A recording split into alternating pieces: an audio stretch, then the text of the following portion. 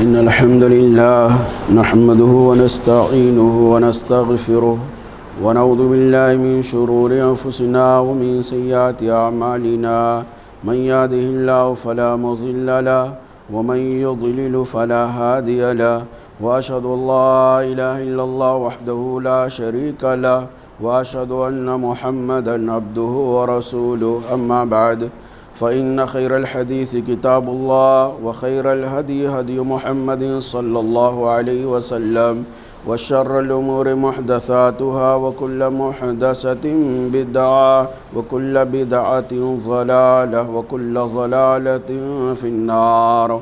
وأعوذ بالله السميع العليم من الشيطان الرجيم من همزه ونفخه ونفثه. بسم الله الرحمن الرحيم. يا أيها الذين آمنوا اتقوا الله حق تقاته ولا تموتن إلا وأنتم مسلمون. يا أيها الناس اتقوا ربكم الذي خلقكم من نفس واحدة وخلق منها زوجها وبث منهما رجالا كثيرا ونساء واتقوا الله الذي تساءلون به والأرحام إن الله كان عليكم رقيبا. يا أيها الذين آمنوا اتقوا الله وقولوا قولا سديدا يصلح لكم أعمالكم ويغفر لكم ذنوبكم ومن يطع الله ورسوله فقد فاز فوزا عظيما. اللهم صل على محمد وعلى آل محمد كما صليت على إبراهيم وعلى آل إبراهيم إنك حميد مجيد. اللهم بارك على محمد وعلى آل محمد كما باركت على إبراهيم وعلى آل إبراهيم إنك حميد مجيد. اللهم انفعني بما علمتني وعلمني ما ينفعني وزدني علما. وقال الله تبارك وتعالى في مقام آخر. بسم الله الرحمن الرحيم. يا أيها الذين آمنوا ادخلوا في السلم كافة. محترم حاضرین جمعہ، بزرگوں، قابل احترام اسلامی نوجوان بھائی اور پیارے بچوں، اللہ رب العالمین کا بے پایا شکر اور احسان، اس کا کرم ہے کہ ہمارا دین اسلام ہے، اور اسلام زندگی کے تمام شعبوں سے گفتگو کرتا ہے. اسلام انسان کی زندگی کے تمام مراحل میں اپنی روشن تعلیمات کے ذریعے سے نور پھیلاتا ہے. انسان کی زندگی یا مسلمان کی زندگی کا کوئی گوشہ اسلام نے اندھیرے میں نہیں رکھا ہے. سارا کا سارا چمکتے ہوئے سورج کی طرح روشن دکھائی دیتا ہے. اسلام کی جو احکامات ہیں، اسلام کی جو قوانین ہیں، اسلام کی جو تعلیمات ہیں، وہ دو طرح کی ہیں. اسلام کا ایک پہلا قانون ہے جس کا تعلق انسان کی اپنی لائف سے ہوتی ہے، جس کو اصطلاح شریعت کے اندر آئلی قوانین کہتے ہیں یا آئلی احکام کہتے ہیں. انگلش میں اس کو پرسنل لا کہتے ہیں. پرسنل لا کہتے ہیں انگلش کے اندر، جس کا تعلق انسان کی اپنی ذات سے ہوتا ہے، اس کی اپنی فیملی سے ہوتا ہے. دوسرا قانون وہ ہوتا ہے جس کا تعلق ملک سے ہوتا ہے. ملکی قوانین، شریعت نے اس کو اسلامی حدود اور اسلامی تعزیرات سے تعبیر کیا ہے. انگلش میں اس طرح کے قوانین کو جس کا تعلق ملک سے ہوتا ہے کرمنل لا کہتے ہیں. اور اسلام کے اندر یہ دونوں لا، دونوں قانون، دونوں احکام موجود ہیں، یعنی پرسنل لا اور اسی طرح سے کرمنل لا، یہ دونوں طرح کے موجود ہیں. اللہ رب العالمین نے دونوں کی تفصیلات قرآن کے اندر نبی کریم صلی اللہ علیہ وسلم کی زبانی حدیثوں کے اندر بیان فرمایا ہے. آئلی قوانین کس کو کہتے ہیں، یا یعنی مسلم پرسنل لا جس کو کہا جاتا ہے، یہ اصل میں کوئی سا بورڈ کا نام ہم نہ تصور کریں. مسلم یعنی مسلمان، پرسنل مطلب خاص ہے، اور لا مطلب قانون، یعنی اسلامی شریعت کے وہ قوانین، اسلامی تعلیمات کے وہ شق جو مسلمانوں کی پرسنل لائف سے متعلق ہوتے ہیں. یعنی شریعت کے وہ حکام جن کا تعلق میاں بیوی سے ہو، شریعت کے وہ حکامات جن کا تعلق ماں باپ سے ہو، شریعت کے وہ حکامات جن کا تعلق اولاد سے ہو، شریعت کے وہ حکامات جن کا تعلق بھائی بہن سے ہو، شریعت کے وہ حکامات جن کا تعلق رشتہ داروں سے ہو، شریعت کے وہ حکامات اور وہ تعلیمات جن کا تعلق خاندان اور فیملی سے ہو، اسی کو آئلی قانون یا پرسنل لا کہا جاتا ہے، جس کے اندر اسلام نے، قرآن کریم نے، محمد رسول اللہ صلی اللہ علیہ وسلم نے بڑی تفصیلی گفتگو اور کھل کر گفتگو کیا ہے، جس کے اندر کسی چیز کے انغماس یا پوشیدگی کا سوال نہیں پیدا ہوتا ہے۔ بالکل دو طرح کی اسلام نے اس قانون کو بالکل کھول کر کے سامنے رکھ دیا ہے۔ اسلام نے آئلی قوانین کے اندر یہ صاف طور سے بیان کیا ہے کہ میاں بیوی کے حقوق کیا ہیں، ان کی ذمہ داریاں کیا بنتی ہیں، ماں باپ کے حقوق کیا ہیں، ان کی کیا ذمہ داریاں بنتی ہیں، اولاد کے حقوق کیا ہیں، ان کی کیا ذمہ داریاں بنتی ہے، بھائی بہن کے حقوق آپس میں کیا ہیں، ان کی کیا ذمہ داریاں بنتی ہے۔ یعنی تمام کے تمام لوگوں کی ذمہ داریوں کو اور تمام کے تمام لوگوں کے حقوق کو اللہ رب العالمین نے قرآن کریم کے اندر بڑی تفصیل کے ساتھ بیان کیا ہے۔ دو چیزیں ہیں جن کو آئلی خاندان اور آئلی سسٹم کو سمجھنے کے لیے یا پرسنل لا کو سمجھنے کے لیے دو بنیادی چیزیں ضروری ہیں۔ ایک یہ کہ ہم سمجھیں حقوق کس کو کہتے ہیں، حقوق کس کو کہتے ہیں، اور دوسرا ہے ذمہ داریاں کس کو کہتے ہیں۔ کوئی بہت مشکل نہیں ہے، جو آپ کا حق ہے میرے اوپر وہی میری ذمہ داری ہے آپ کے تعلق سے۔ حقوق اور ذمہ داری دو اہم چیزیں ہیں اور اسلام دونوں سے بڑی تفصیلی گفتگو کرتا ہے۔ حقوق کیا ہے اور ذمہ داریاں کیا ہے؟ آپ کے جو حقوق اسلام نے ہمارے ذمہ لگایا ہے نا، وہ آپ کا حق ہوا اور میری کیا ہوئی، ذمہ داری ہوئی۔ نہیں سمجھے؟ ایک چھوٹی سی مثال دے کے سمجھاتا ہوں۔ اللہ کے رسول صلی اللہ علیہ وسلم نے کہا کہ چلتا ہوا آدمی بیٹھے ہوئے کو سلام کرے، یہی نا، چلتا ہوا آدمی بیٹھے ہوئے کو سلام کرے یا چھوٹا بڑے کو سلام کرے۔ تو اب یہ حق ہے، بڑے آدمی کا حق ہے کہ چھوٹا سلام کرے۔ چھوٹا اگر سلام کر رہا ہے تو گویا وہ اپنی ذمہ داری ادا کر رہا ہے اور سامنے والے کے حق کو ادا کر رہا ہے۔ کہ اس کو دوسرے مثال میں اگر سمجھائیں تو اللہ کے نبی صلی اللہ علیہ وسلم نے کہا کہ شوہر جو خود کھائے وہی اپنے بیوی کو بھی کھلائے۔ بہت تفصیل ہے اس کے اندر۔ شوہر اپنی بیوی کو وہی کھلائے جو خود کھا رہا ہے۔ اس کے اندر دونوں چیزیں آ جا رہی ہیں، حق بھی آ جا رہی ہے اور ذمہ داری بھی آ جا رہی ہے۔ ذمہ داری کیا ہے؟ عورت کی یعنی مرد کی ذمہ داری ہے، شوہر کی ذمہ داری ہے اپنی بیوی کو کھلانا۔ تو اگر شوہر اپنی بیوی کو کھلا رہا ہے تو وہ اپنی ذمہ داری ادا کر رہا ہے، اور بیوی کا حق ہے شوہر کے اوپر کہ شوہر سے اپنا کھانا مانگے۔ تو اگر شوہر اپنے بیوی کو کھلا رہا ہے تو بیوی کے حق کو ادا کر رہا ہے اور اپنی ذمہ داری کو بھی انجام دے رہا ہے۔ یعنی ایک آدمی کا حق دوسرے کے لیے ذمہ داری بن جاتی ہے اور دوسرے آدمی کی ذمہ داری ایک کے اوپر حق بن جاتا ہے۔ تو اسلام یہ تفصیل کے ساتھ آئلی نظام کے اندر یہ بتاتا ہے کہ کس کا کیا حق ہے اور کس کی کیا ذمہ داریاں ہیں۔ میرے بھائیوں، یہ ایک بنیادی چیز ہے کہ جس کو پرسنل لا کہا جاتا ہے۔ یہ وقت کی حالات کے تناظر میں ایک تھوڑا لمبا عنوان ہوگا، اس لیے اس کو یہی بنیادی طور سے تمہیدی طور سے سمجھ لیں کہ مسلم پرسنل لا میں اور اسلامی حدود کے اندر یا جس کو ہم کرمنل لا کہتے ہیں، دونوں میں فرق کیا ہے، دونوں میں بنیادی فرق کیا ہے۔ یعنی اسلام کے وہ تعلیمات، اسلام کے وہ احکامات جن کا تعلق فیملی سے ہے، جن کو فیملی لا کہا جاتا ہے یا خاندانی قانون کہا جاتا ہے یا پرسنل لا کہا جاتا ہے، یہ اس کے اندر اور ایک وہ قانون جو ملکی سطح پر ہوتا ہے جس کو اسلامی حدود کہتے ہیں، جس کو اسلامی تعزیرات کہتے ہیں۔ مثال کے طور پہ چوری کرنے پر ہاتھ کاٹ لینا، زنا کرنے پہ پتھروں سے مار کر سنسار کر دینا، کسی کا قتل ہو جائے تو بدلے میں قصاصاً اس کو قتل کر دینا، یہ اس کا تعلق حدود اور قصاص سے، یہ ملکی پیمان، یہ ملکی قوانین ہے۔ تو دونوں کے اندر فرق کیا ہے؟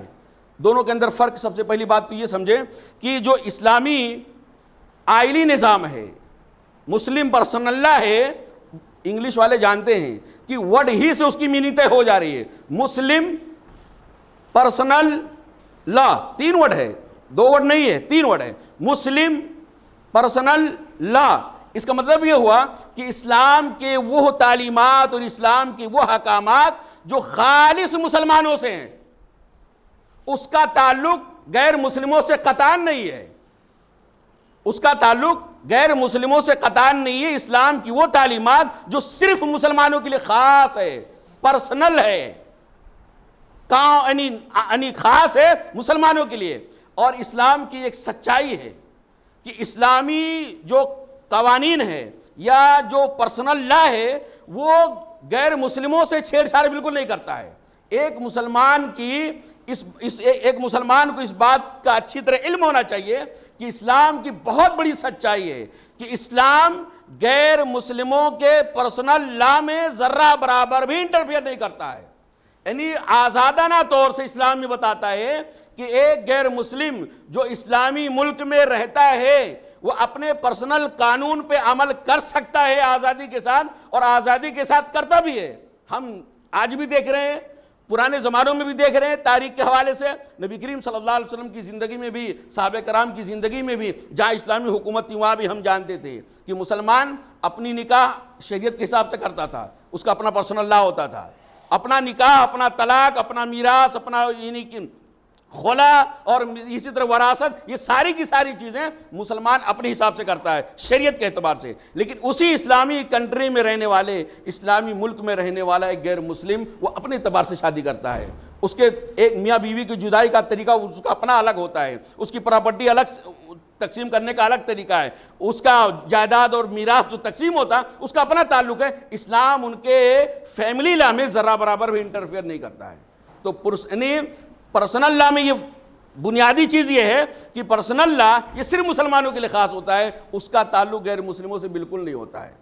اسی لیے ہندوستان کے اندر الحمدللہ ہمارا جو دستور ہے، ہمارا جو سمویدھان ہے وہ ہمیں اس بات کی اجازت دیتا ہے، بلکہ ہندوستان جیسے عظیم ترین ملک کے ہر مذہب کے ماننے والے کو یہ حق دیتا ہے کہ وہ اپنا اپنا پرسنل لا پہ مکمل طور سے آزادی کے ساتھ عمل کر سکتے ہیں. اس میں کسی کو ذرا برابر اعتراض نہیں ہونا چاہیے.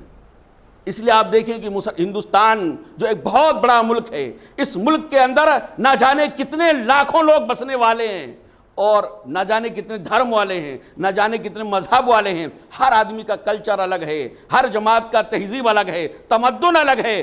اسی لیے دیکھتے ہیں کہ شادی بیاہ کا الگ الگ طریقہ ہے ہندوستان کے اندر. میاں بیوی آپس میں جدا کرنے کا الگ الگ طریقہ لوگوں نے اپنایا ہے. گھر میں کسی کا انتقال ہو جاتا ہے تو اس کی پراپرٹی کو اس کے رشتہ داروں میں ڈیوائیڈ ہونے کے الگ الگ قوانین ہیں. ہر آدمی اپنے اپنے قوانین کو آزادی کے ساتھ اس پر عمل کر رہا ہے. تو یہ جو پرسنل لا ہوتا ہے صرف مسلمانوں کے لیے ہوتا ہے، اس کا غیروں سے ذرا برابر تعلق نہیں ہوتا ہے. تو پہلا فرق یہ ہوا. دوسرا فرق میرے بھائیوں آئینی کرمنل لا، اسلامی کرمنل لا اور اسی طرح اسلامی پرسنل لا میں جو بنیادی فرق ہے وہ یہ کہ اسلامی پرسنل لا جو ہے وہ ہر مسلمان سے ہر حالت میں مطلوب ہے. ہر مسلمان سے ہر حالت میں ہر جگہ مطلوب ہے. مسلمان کہیں بھی رہے اس سے یہ ڈیمانڈ کیا گیا ہے کہ وہ نکاح اپنے شریعت کے اعتبار سے کرے گا، طلاق اپنی شریعت کے اعتبار سے کرے گا جو اس کا پرسنل لا ہے. گھر میں کسی بڑے کا یا چھوٹے کا انتقال ہو جائے تو اس کا جو میراث ہے، اس کی جو پراپرٹی ڈیوائیڈ کا معاملہ ہے وہ اسلامی شریعت کے مطابق ہونا چاہیے. اسلام اس بات کی یعنی وضاحت کرتا ہے کہ رضاعت کا معاملہ کیا ہے. اگر میاں بیوی میں طلاق ہو جائے تو جو بچہ ہے اس کا دودھ پینے کا خرچہ کون اٹھائے گا، یہ اسلام کے اعتبار سے طے ہونا چاہیے. اور الحمدللہ جہاں اسلام نے ہم سے، آپ سے، مسلمانوں سے، ہر مسلمان سے، وہ کسی بھی ملک میں رہے، چاہے اسلامی ملک میں رہے چاہے غیر مسلم ملک میں رہے، جہاں بھی رہے ہر حالت میں یہ پرسنل لا جو ہوتا ہے، اسلامی قانون جو ہوتا ہے، آئلی قانون جو ہوتا ہے، خاندانی جو قانون ہوتا ہے، وہ ہر مسلمان سے مطلوب ہے اور مسلمان اس کو کر سکتا ہے. لیکن جو کرمنل لا ہے، جو ملکی قوانین ہے، اس کے اندر ہر آدمی سے مطلوب نہیں ہے وہ کام، اور ہر آدمی کے بس کی بات ہے بھی نہیں، اور ہر آدمی کے ذمہ لگایا نہیں جا سکتا ہے. کرمنل لا کو نافذ کرنے کے لیے ضروری ہے کہ اسلامی حکومت ہو، ضروری ہو کہ اسلامی شریعت ہو، ضروری ہو کہ اسلامی عدالت ہو، اسلامی جج ہو، اسلامی قاضی ہو. ایسا نہیں کہ اگر کوئی آدمی چوری کر لیا تو 10 لوگ تلوار لے کے دوڑ رہے ہیں اس کا ہاتھ کاٹنے کے لیے. ایک آدمی سے غلطی سے زنا ہو گیا، سارے لوگ پتھر اٹھا کے مار رہے ہیں، کوئی قاعدہ قانون نہیں ہے. کسی کو پر الزام لگایا جا رہا ہے، لوگ اس کو سچ سمجھ کر کے اس کو جان سے مار ڈال رہے ہیں. کسی آدمی کا مرڈر ہو جائے تو سارے لوگ اس کو مارنے کے لیے در پہ آ جائیں. نہیں، یہ انارکی اسلام کے اندر جائز نہیں ہے، کیونکہ یہ کرمنل لا ہے. اور کرمنل لا جو ملکی قوانین ہیں اسلام کے، اس کے تنفیذ کے لیے، اس کو نافذ کرنے کے لیے ضروری ہے کہ اسلامی عدالت ہو، ضروری ہے کہ اسلامی حکومت ہو. اس کا ایک سسٹم ہے، کتنا چوری کرنے پر ہاتھ کاٹا جائے گا، کیسا مرڈر کرنے پر اس کو قصاصاً قتل کیا جائے گا یا اسے بدلہ لیا جائے گا یا اسے دیت لیا جائے گا. یہ پورے اسلامی ایک سسٹم ہے اور اسلامک ایک یہ جاننا بہت ضروری ہے کہ جیسے اسلام کے دیگر احکامات ضروری ہیں ویسے ہی مسلم پرسنل لا بھی ہر مسلمان کے لیے ضروری ہے. جیسے نماز، روزہ، حج، زکوٰۃ، صدقہ، خیرات یہ اسلام کا جز ہے، اس کو اسلام سے الگ نہیں کیا جا سکتا. اللہ پر ایمان، آخرت پر ایمان، رسولوں پر ایمان، کتابوں پر ایمان یہ اسلام کا بنیادی حصہ ہے. ایسے ہی بنیادی حصہ یہ مسلم پرسنل لا بھی ہے. نکاح، طلاق، خلا اور نان و نفقہ، رضاعت یہ سارا کا سارا ایسے ہی ضروری جیسے نماز پڑھنا ضروری ہے، ایسے ہی ضروری جیسے حج کرنا ضروری ہے، ایسے ہی ضروری جیسے عمرہ، ایسی یعنی صدقہ خیرات کرنا ضروری ہے. تو اللہ رب العالمین نے ارشاد فرمایا الیوم اکملت لکم دینکم واتممت علیکم نعمتی ورضیت لکم الاسلام دینا. آج ہم نے تمہارے لیے تمہارے دین کو مکمل کر دیا. سوال یہ پیدا ہوتا دین ہے کیا؟ کیا نکاح کرنا یہ دین نہیں ہے؟ طلاق کا معاملہ یہ دین کا حصہ نہیں ہے؟ خلا کا معاملہ یہ دین کا حصہ نہیں ہے؟ دودھ پینے کا معاملہ کب تک دودھ پیے گا، کب تک نہیں پیے گا، خرچہ کون اٹھائے گا، کیا یہ دین کا حصہ نہیں ہے؟ یہ بھی دین کا حصہ ہے. اور اللہ رب العالمین نے بیان فرمایا کہ ہم نے دین کو مکمل کر دیا ہے. تو گویا یہ چیز اسلام ایک اللہ رب العالمین کا پسندیدہ دین ہے، مکمل دین ہے. اس کے اندر کسی بھی گوشے کے اندر کہیں سے انپٹ کرنے کی، کہیں سے لینے کی اور اس میں سے کچھ نکالنے کی ضرورت نہیں ہے، گنجائش بھی نہیں ہے، کیونکہ اللہ تعالیٰ نے اس کو مکمل کر دیا ہے. ایک آیت کے اندر اللہ رب العالمین نے ارشاد فرمایا یا ایھا الذین آمنوا، اے وہ لوگوں جو ایمان لائے ہو، ادخلوا فی السلم کافہ، اے وہ لوگوں جو ایمان لائے ہو اسلام کے اندر پورے کے پورے داخل ہو جاؤ. اسی طرح میرے بھائیوں فیملی لا کا یا اسی طرح سے مسلم پرسنل لا کا جو اہمیت اور امپورٹنٹ ہے اس اعتبار سے دیکھیں کہ اللہ رب العالمین نے قرآن کریم کے اندر نکاح، طلاق اور یعنی اس طرح کے مسائل کو بیان کرتے ہوئے اللہ تعالیٰ نے آخر میں کہا ہے یہ حدود اللہ ہیں، اللہ کی قائم کردہ حدیں. اللہ رب العالمین نے اس کو متعین کیا ہے. نکاح کرنا ہے اللہ نے کہا ہے، کیسے کرنا ہے وہ طریقہ بھی اللہ نے بتایا ہے. طلاق یہ اللہ رب العالمین کا بتائے ہوئے طریقے کے مطابق ہونا چاہیے. آپ کی پراپرٹی، میراث کا معاملہ اللہ تعالیٰ کے بتائے ہوئے طریقے کے مطابق ہونا چاہیے. یہ حدود اللہ ہیں. اور یہی نہیں بلکہ اللہ تعالیٰ نے یہ بھی صاف طور سے بتا دیا ہے کہ جیسے نماز پڑھنے پہ آپ کو اجر ملے گا، روزہ رکھنے پہ آپ کو اجر ملے گا، ایسے ہی ان مسلم پرسنل لا پہ عمل کرنے پر بھی آپ کو اجر ملے گا. جیسے نماز چھوڑنے پر، حج نہ کرنے پر، زکوٰۃ نہ دینے پر تم کو سزا ملنے والی ہے، ایسے ہی فیملی لا پہ عمل نہ کرنے کی صورت میں بھی تم کو سزا ملنے والی ہے. یعنی اتنی بھیانک چیز ہے میرے بھائیوں کہ اللہ رب العالمین نے دونوں کو ایک ہی پلے میں رکھا ہے. عبادات کو بھی، ملکی قوانین کو بھی اور اسی طرح مسلم پرسنل لا کو بھی ایک ہی نظام میں رکھا ہے. لیکن ہم اور آپ شادیوں کے اندر شرکت کرتے ہیں، شادیوں میں ہم جاتے ہیں تو ہمارا جو معاملہ ہوتا ہے ہم دیکھ کر کے حیران اور پریشان ہو جاتے ہیں. تکلیف ہوتی ہے میرے بھائیوں کہ کیا یہ اللہ رب العالمین کے بتائے ہوئے طریقے کے مطابق انجام دیا جا رہا ہے کہ نہیں دیا جا رہا ہے.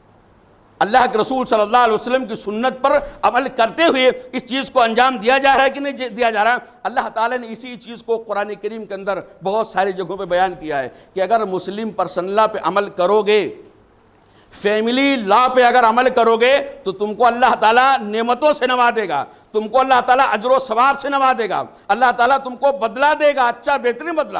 لیکن اگر تم اس مسلم پرسنل لا پہ عمل نہیں کرو گے، اسلام کی جو فیملی لا ہے، اسلام کی جو خاندانی قانون ہے اس کو اگر فراموش کر دو گے تو ایسے ہی تم کو سزا ملنے والی ہے جیسا نماز روزہ چھوڑنے پر تم کو سزا ملنے والی ہے.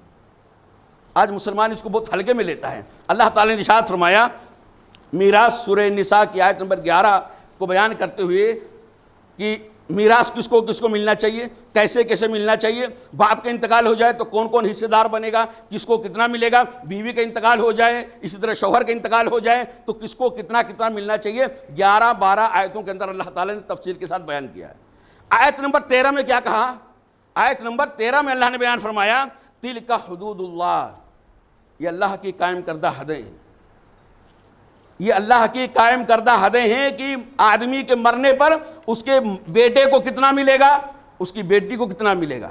دو رہیں گی تو کتنا ملے گا؟ ایک بیٹی رہے گا تو کتنا ملے گا؟ مرنے والے کے باپ کو کتنا ملے گا؟ مرنے والی کی ماں کو کتنا ملے گا؟ شوہر کے مرنے پر بیوی کو کتنا ملے گا؟ بیوی کے مرنے پر شوہر کو کتنا ملے گا؟ یہ سب طے شدہ ہے۔ تلک حدود اللہ، یہ اللہ نے مقرر کر دیا ہے، اللہ نے اس کو فکس کر دیا ہے۔ آگے وَمَن يُطِعِ اللَّهَ وَرَسُولَهُ، اور جو آدمی اللہ کی اطاعت کرے گا، اس کے رسول صلی اللہ علیہ وسلم کی اطاعت کرے گا۔ اللہ اس کے رسول کی اطاعت کا مطلب یہ ہے کہ اللہ اس کے رسول صلی اللہ علیہ وسلم نے میراث کو تقسیم کرنے کا جو فارمولہ، جو طریقہ بتایا ہے، اسی فارمولے، اسی طریقے کے اعتبار سے میراث کو تقسیم کرتا ہے، تو گویا وہ اللہ رب العالمین کی اطاعت کر رہا ہے، وہ اللہ کے رسول صلی اللہ علیہ وسلم کی اطاعت کر رہا ہے۔ تو اللہ نے بیان فرمایا جو اللہ کی اطاعت کرے گا، اس کے رسول کی اطاعت کرے گا، یدخلہ جنات تجری من تحتہا الانہار، ایسے خوش نصیبوں کو اللہ تعالیٰ جنتوں میں داخل کرے گا، باغات میں داخل کرے گا، جن باغات کے نیچے نہریں بہ رہی ہوں گی، خالدین فیہا، اور ان جنت کی بہاروں میں وہ ہمیشہ ہمیشہ رہیں گے۔ کہنے کی ضرورت نہیں ہے، کہنے کی ضرورت نہیں ہے کہ یہ سب سے بڑی کامیابی ہے، کیونکہ انسان اور مسلمان کے لیے اس سے بڑی کامیابی کیا ہو سکتی ہے کہ جنت میں داخل ہو جائے، جنت میں چلا گیا، سب مل گیا۔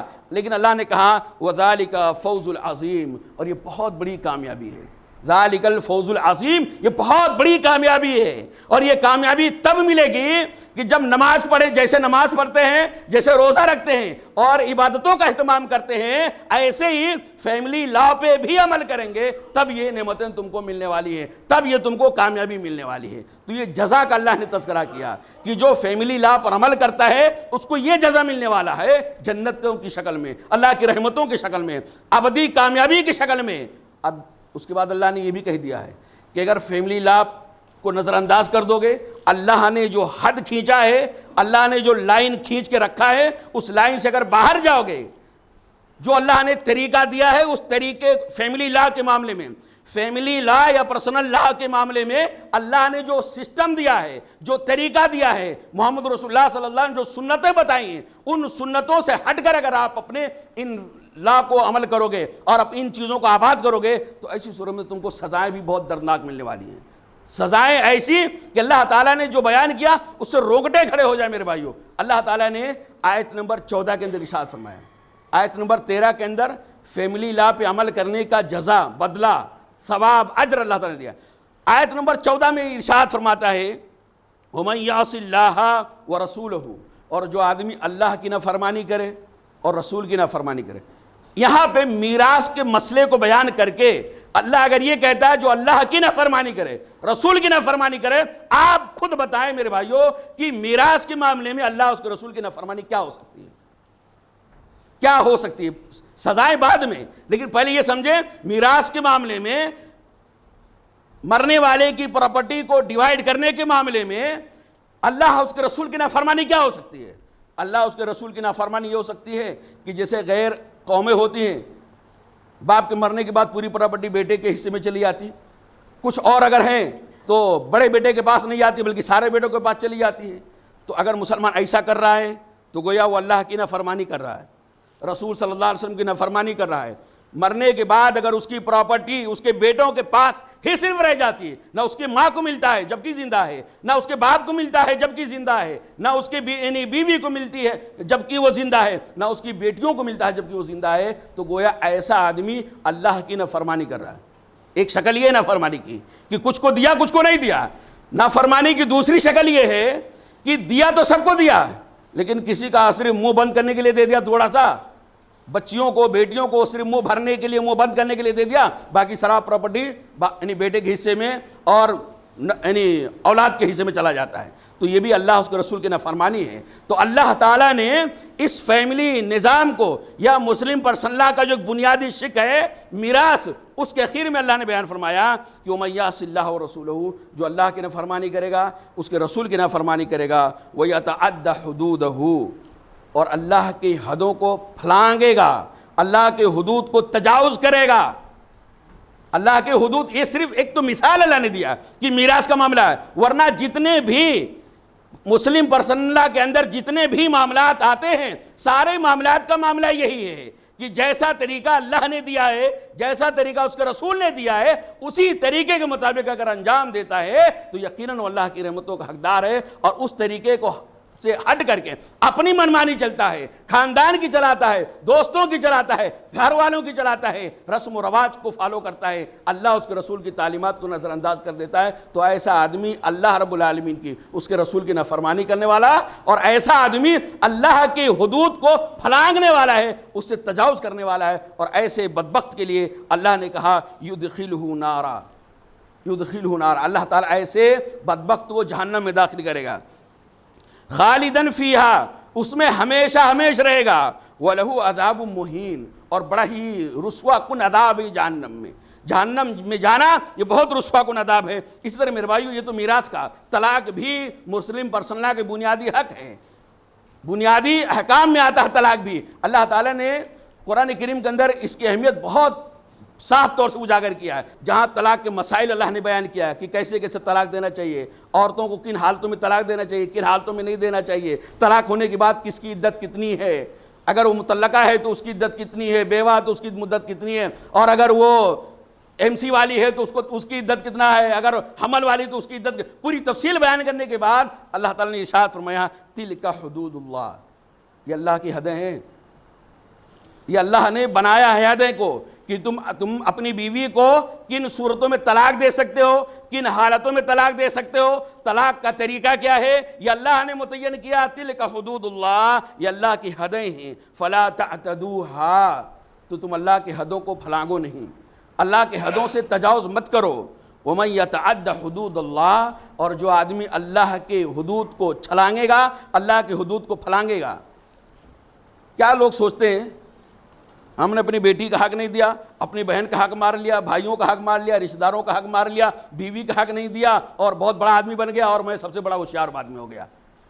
تو اللہ نے کہا وہ آدمی اپنے آپ کو ہوشیار نہ سمجھے جو اپنی بہنوں کا حق مار لیا ہے، وہ آدمی اپنے آپ کو ہوشیار نہ سمجھے جو اپنے بھائیوں کا حق مار لیا ہے، جو اسلام نے حق متعین کیا تھا، بیوی کا حق مار لیا ہے، بیوی کے نام نفقہ کی ذمہ داریاں نہیں ادا کر رہا ہے، اسی طرح سے ماں باپ کے حقوق کو ادا نہیں کر رہا ہے، تو جو آدمی مسلم پرسنل لا کے تعلق سے اللہ نے جو حدود قائم کیا ہے، جو آدمی ان حدود کو پھلانگے گا، اللہ نے کہا کہ وہ آدمی اس بھول بھلیے میں نہ رہے کہ وہ بڑا کامیاب ہے اور بڑا ہوشیار ہے، اس نے فلاں کا نقصان کر دیا، فلاں کا نقصان کر دیا، فلاں کا نقصان، فلاں کا نقصان بعد میں، پہلے آدمی خود سوچے کہ اس کا اپنا کتنا نقصان ہوا، اس کا اپنا کتنا نقصان ہوا، بہن کا حق مار کر کے، بیوی کا حق مار کر کے، اسی طرح سے ماں کا حق مار کر کے، سب اپنے بیٹے کے لیے ہم نے کیا، اور جب ہماری روح پرواز ہوئی تو ہمارا بیٹا کندھا دینے کی پوزیشن میں بھی نہیں تھا، پوری پراپرٹی جو ہم نے دوسروں سے غصب کیا تھا،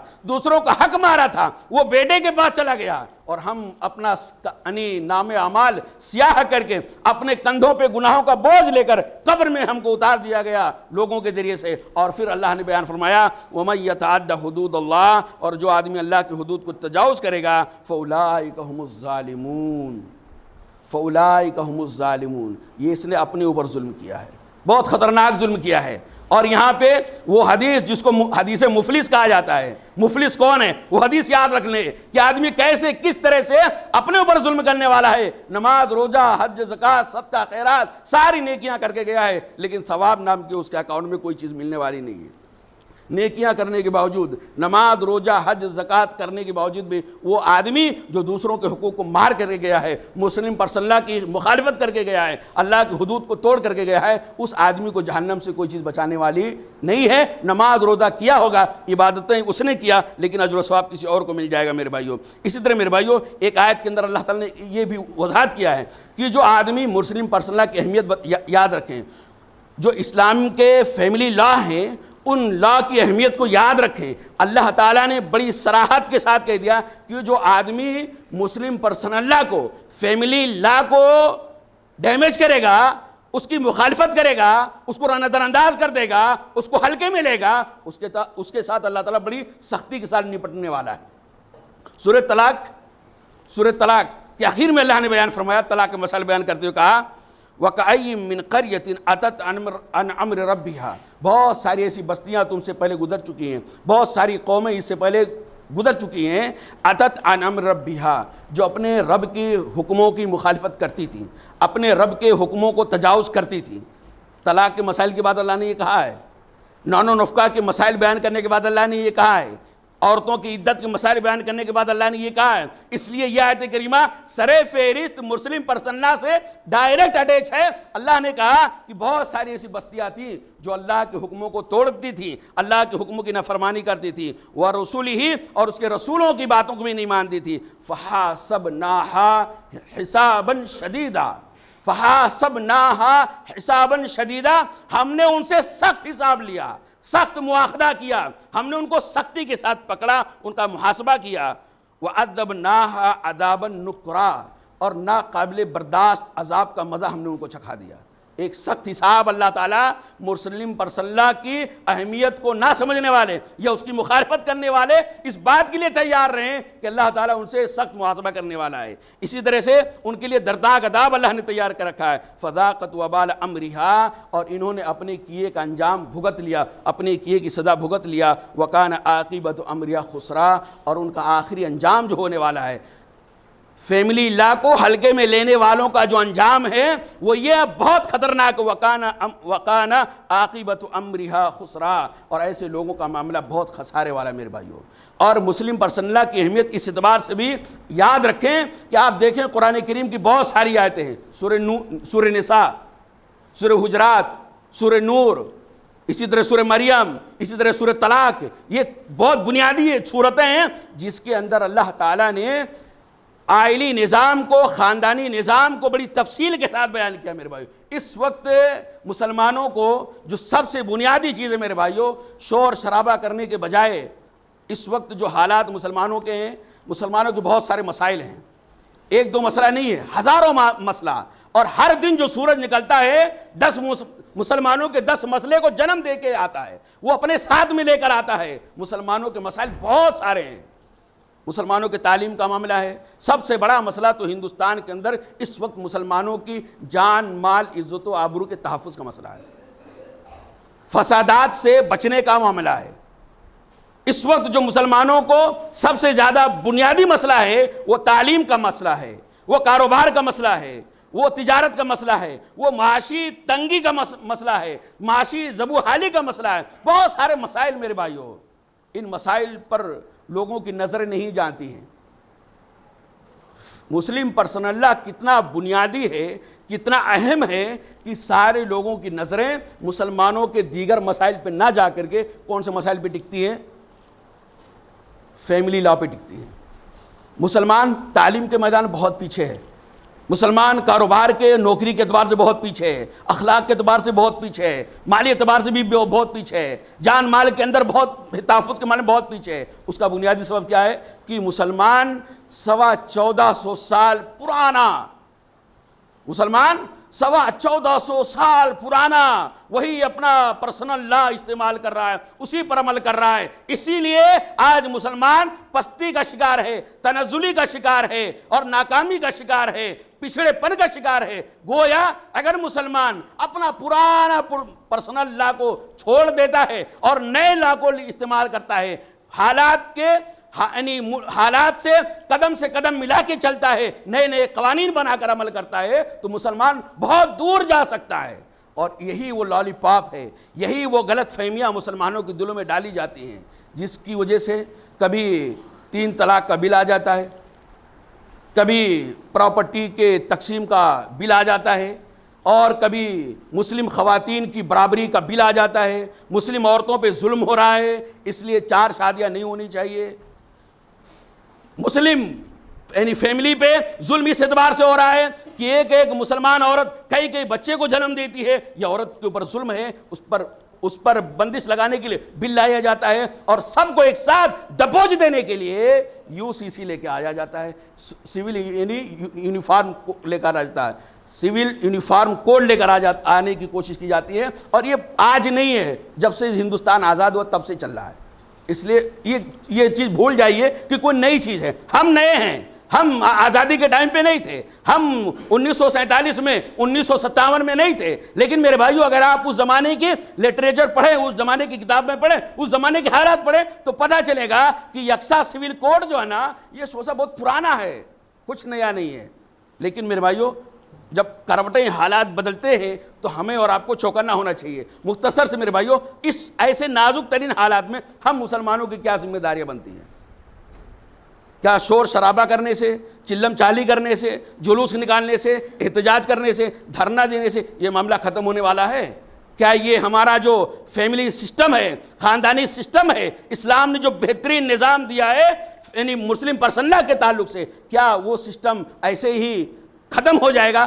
جب لوگ اس کے در پہ آ جائیں گے، اس تعلق سے ہماری بھی کچھ ذمہ داریاں ہیں، انشاءاللہ ان ذمہ داریوں کو اگلے خطبہ جمعہ کے اندر رکھنے کی کوشش کریں گے کہ اس نازک ترین حالات میں جب مسلمانوں کو بہت سارے پیچیدہ ترین مسائل درپیش ہیں، ان مسائل پہ کوئی دھیان نہیں دے رہا ہے، فسادات ہوتے ہیں، مسلمانوں کی جانیں چلی جاتی ہیں، جان بوجھ کر کے ان کے گھروں پہ بلڈوزر چلائے جاتے ہیں، جان بوجھ کر کے مسلم نوجوانوں کو اور خاص طور سے پڑھے لکھے نوجوانوں کو، کاروباری نوجوانوں کو سلاخوں کے پیچھے ڈال دیتے ہیں۔ 20 سال کا نوجوان جیل میں پڑا ہوا ہے، 15-20 سال کے بعد کورٹ فیصلہ دیتی ہے کہ یہ تو بالکل بری تھا، لیکن بری تھا میرے بھائیوں تو 15 سال اس کا کون لوٹائے گا؟